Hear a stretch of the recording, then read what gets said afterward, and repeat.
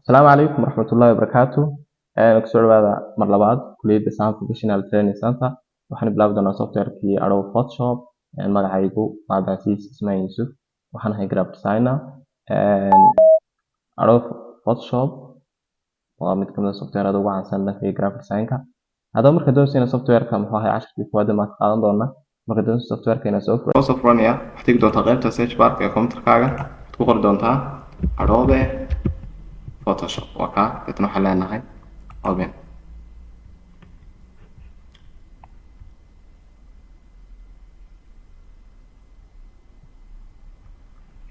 in yar buu wareegi doonaa wuxuuna ku xidhnaan doonaa speedka computerkaaga marka computerkaagu haduu speedkiisu fiican yahay degdeg buu soo kici doonaa haddii kalena in badan buu qaadan doonaa soo kicitaanka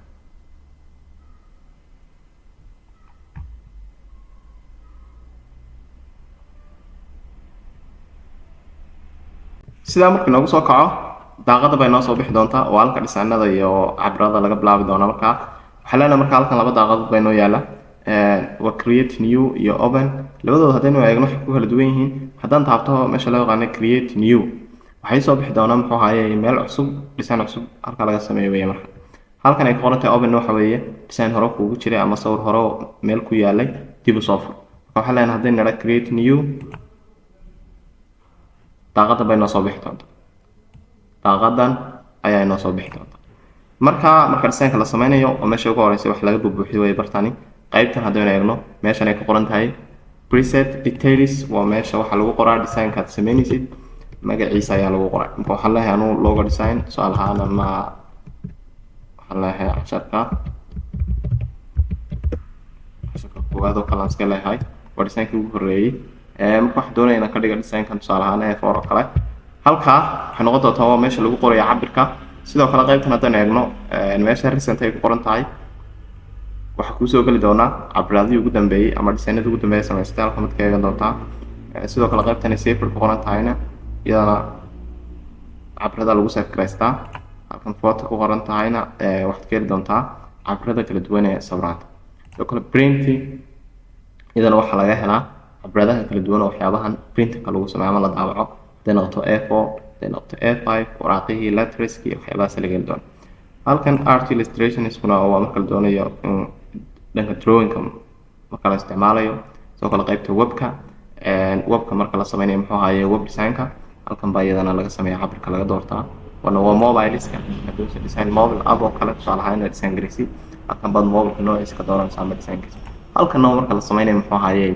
dhanka iyo filmmaking-ka ama videoda marka la edit garaynayo marka waxaan sameyn doonaa waxaan ku bilaabi doonaa qaybta ugu horeysa waxaan nidhi waxaa lagu qoraa preset details meesha ay ku qoran tahay waa cabbirka sameyntiisa magaciisa lagu qoraa halkan ay ku qoran tahay width iyo height-na waa ballaci iyo dherarki width-na waa ballaci halkanna waa dherarki meeshan ay ku qoran tahay millimeterskuna waxa weeye waa units cabbiradihii weeye waxaad doonaysaa inaad ka dhigto cabbirkaaga millimeter waxaad doonaysaa inaad ka dhigto centimeter ma inaad ka dhigto inches pixel afartaasaa badanka ugu caansan ee labadan kale iyaga iminka badanka lama isticmaalo marka waxaynu samayn doonaa haddaan u baahannahay ka ugu badan la isticmaalana waa centimeterka waayo Adobe Photoshop ma laha isagu ma laha mitir marka waxaan odhan doonaa tusaale ahaan waxaad iga dhigtaa A4 taas ka dooran doonaa qaybtaas waa widthkii tan waa heightkii halkan orientationkana laba bay noqotaa orientationku waa cabbirkaaga waxaad doonaysaa in kaaga dhigo chief mise waxaad doonaysaa in laga dhigo stack waxaan leeyahay chief iga dhig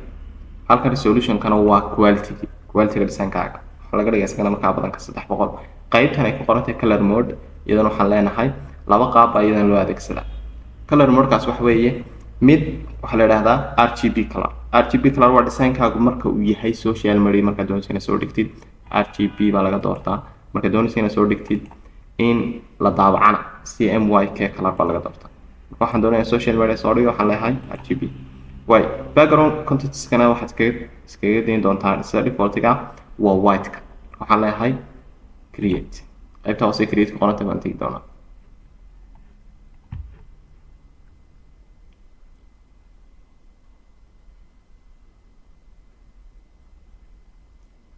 way intaa markaan sameeyo waxay soo baxay marka daaqad cadaan bay soo baxday waraaq cad bay soo baxday iyo panelski wabarta meeshan shaqada ka bilaabana marka wabarta haddaynu eegno markaa hordhac haddaba bal interface-kan software-ka qaybtan waxaa loo yaqaanaa tools panel baa loo yaqaanaa. qaybtan waxaa loo yaqaanaa tools panel waa qaybta ugu badan ee ku shaqeyn doono. toolskaynu ku shaqeynayna design ku sameynay meesha ay ku jiraan weeyaan. tools panel baa la yidhaha. qaybtan sarena waxaa loo yaqaanaa menu bar. qaybtaas sare menu bar baa la yidhaha. qaybtan koonahana waxaa loo yaqaanaa panels. panelsku waa marka waxyaabo badan baa hoos jiraya sida layerska waa kamid ah, adjustment layerka waa kamid ah, waxyaabahaas aynu ku arki doono. marka haddaynu ka horeyno qaybtan menu barka qaybta ku sareysa Photoshopka maxay noo tartaa. menu barku file baa ugu horeeya. file waxaan ka heli doonaa wax kamid ah sidee softwareka muxuu ahaayey markaad dhamaysid wax sidee loo save gareeyaa. sidoo kale waxaan ka arki doonaa sidee mid cusub loo samaystaa waa new, sideeba mid hore u jira loo soo furaa. waxyaabahaas aynu ku arki doonaa. sidee sawir loo soo geliyaa. editkana waxyaabaan ku arki doonaa wax kamid ah sideeba haddii muxuu ahaayey designkan sameynaya wixii ka khaldamo sideebaan uga soo noqon karaa.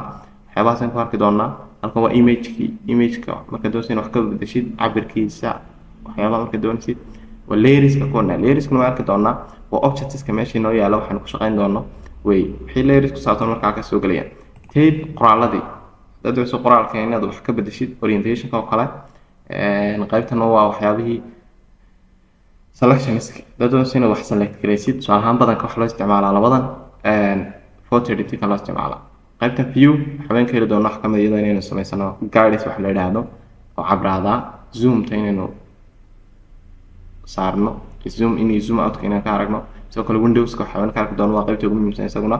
menu barka qaybta labaad ugu muhiimsan waa windowska. waxaad ka arki doontaa muxuu ahaay ku ogolaanaya ama shaqadiis waxa weeye windowska in toolska haddii bar kamid ah uu lumo aad muxuu ahaayey halkan baad ka heli doontaa. halkan windows baad iman doontaa deetana waad ka hagaajin doontaa. shay kastoo kaa lumana bartan baad ka hagaajinaysaa. inta haddaynu kaga nimaadno menu barka qaybtan waxaan nidhi waa tools panel iyada waa qaybta ugu muhiimsan. casharka labaad baynu si toos ugu arki doonaa. qaybtan waxaa loo yaqaanaa panels baa la yidhahdaa. waxaa ugu muhiimsan markaa iyadana layers panelka shaqooyinkooda waan arki doonaa. qaybtan cadaankan waxaa la yidhaha workspace waa meesha iyadana lagu shaqeeyo meesha shaybiska iyo qoraalada iyo farta iyo waxyaanu soo gelin doono.